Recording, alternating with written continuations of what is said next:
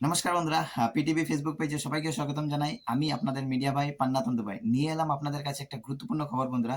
আমি সবাইকে বলবো এই ভিডিওটি দেখার পূর্বে সবাই আমার ভিডিওটি চটপট ঝট করে লাইক, কমেন্ট ও শেয়ার করবেন। আমার ফেসবুক পেজটিও ফলো করতে ভুলবেন না। বন্ধুরা, প্রচন্ড গরমের কারণে হাইলাকান্দি জেলাতে বলদা বলদি ৮০০ নং এলপি স্কুলে ৪ জন ছাত্র অসুস্থ হয়ে যায় এবং অসুস্থ হওয়ার পরে উনারা হসপিটালে অ্যাডমিট হন, তারপর উনারা সুস্থ হয়ে যান। এটা মানে প্রচন্ড গরমের একটা এফেক্ট ছিল যে হাইলাকান্দি জেলাতে একটা স্কুলে ৪ জন ছাত্র অসুস্থ হয়ে যায়। বন্ধুরা, প্রচন্ড যদি গরম দেয় এবং সেই গরমের সময় যদি কারেন্ট না থাকে আমাদের ঘরে, তাহলে আপনারা বুঝতেই পারছেন কিরকম একটা অসুবিধা ফিল হবে।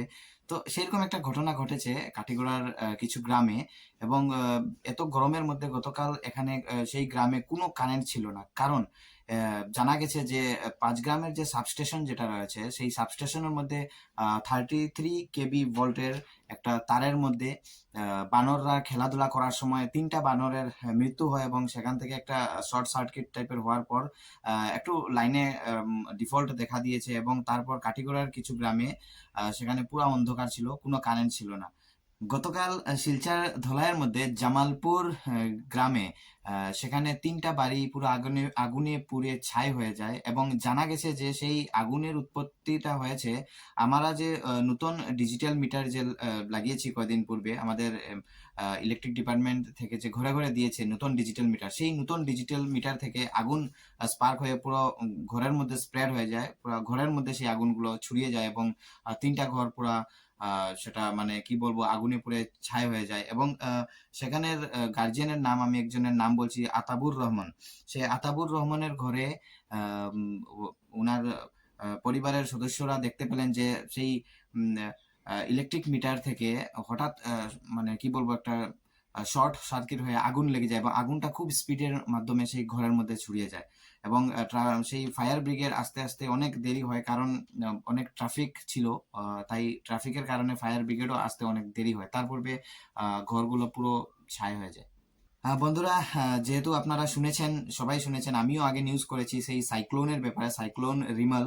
সেই সাইক্লোন রিমালের জন্য আমাদের বরাক ভ্যালিতে ২৭ মে তারিখে রেড অ্যালার্ট জারি করা হয়েছে। তাই আপনারা সাবধান থাকবেন ওই দিন, ওই ২৭ মে তারিখে, কারণ ওই ডেটে অনেক কি বলবো অনেক ক্ষতি হওয়ার চান্স রয়েছে। কারণ যদি সাইক্লোন রিমেল এসে যায় তাহলে অনেক মানে কি বলবো অনেক অসুবিধায় আমরা পড়তে পারি। তাই সবাই সাবধান থাকবেন, কেয়ারফুল থাকবেন, ঘর থেকে বের হবেন না। সিচুয়েশন বুঝে আপনারা ঘর থেকে বের হবেন, কারণ সাইক্লোন রিমেলের গতি থাকবে ৩০ থেকে ৪০ কিলোমিটার পার আওয়ার। সেই গতিতে সাইক্লোনটা থাকবে। তাই আপনারা সবাই সাবধান থাকবেন এবং যেহেতু আমাদের বরাক ভ্যালিতে রেড অ্যালার্ট জারি করা হয়েছে সেই ২৭ তারিখে। বন্ধুরা, প্রচন্ড গরমের কারণে কাছাড়ের ডিস্ট্রিক্ট অ্যাডমিশনের পক্ষ থেকে একটা ঘোষণা যে কাছাড়ের যতটা স্কুল রয়েছে সব স্কুলের টাইমিং চেঞ্জ করা হয়েছে এবং টাইমিংটা চেঞ্জ করা হয়েছে সকাল 7:30 থেকে। এলপি লেভেলের, আমি এলপি লেভেলের কথা বলছি, এলপি লেভেলের হচ্ছে সকাল 7:30 থেকে 12টা 15 এবং ইউপি লেভেলের হচ্ছে সকাল 7:30 থেকে 12টা 45 এবং হাই সেকশন যারা হায়ার সেকেন্ডারি লেভেল ওনাদের হচ্ছে 7:30 থেকে সকাল 7:30 থেকে 1টা 15 পর্যন্ত। এবং এটা করা হয়েছে ছাত্রদের যাতে গরমের তাপমাত্রাটা ওনারা যাতে ফেস করতে না পারেন, কারণ সকাল 7:30 থেকে মনে করেন 11টা 12টা 1টা পর্যন্ত একটা ঠান্ডা অ্যাটমসফিয়ার থাকে, হিট এমন একটা থাকে না। তাই সেই কারণে ছাত্রদের উপর যাতে কোনো এফেক্ট না আসে গরমের, কারণ হাইলাকান্দিতে অলরেডি কেস হয়ে গেছে যে গরমের জন্য 4টা ছাত্র অসুস্থ হয়ে পড়ে হসপিটালাইজ। তাই সেই মানে ঘটনা যাতে না হয়, যার কারণে সকাল দিকে টাইমিং করা হয়েছে সব স্কুলগুলো 7:30 থেকে শুরু হবে আগামী 27 তারিখ থেকে। তো বন্ধুরা, আজকের এই ভিডিওটা এতটুকুই এবং সবাইকে বলবো আপনারা যদি নতুন থাকেন আমার ফেসবুক পেজে, আমার পেজটা ফলো করবেন এবং চটপট ছট করে লাইক, কমেন্ট ও শেয়ার করবেন এই ভিডিওটা। Bye bye.